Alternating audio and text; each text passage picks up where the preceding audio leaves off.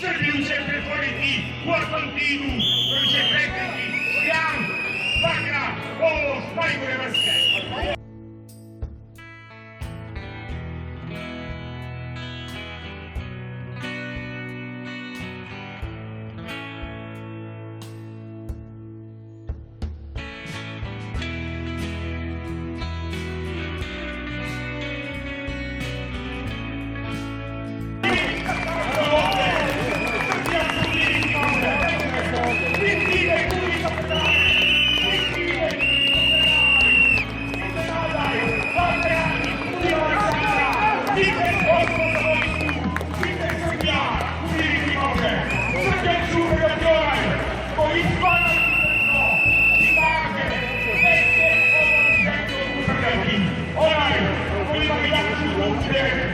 Onaj koji obvoji sajbe, onaj koji ima jače bicepse, onaj koji ima oštri nož, već onaj ko ume da izađe pregudljivo i kaže slušaj radio, slušaj mamo, krojci se potni voli, prolaz stolete gore, ječe krvete stene, luče panične reke, nada se njime do nebo sokovi, od sloboda, iz zdravlja govori, stili, slobode.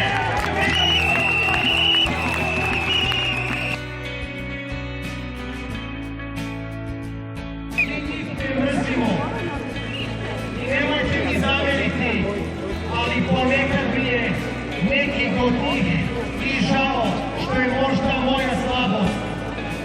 Šta se desi u čoveku da sluša predsjednika Republike koji mu kaže pa ja ne znam da li si ti Vanja uopšte Srbin, znao li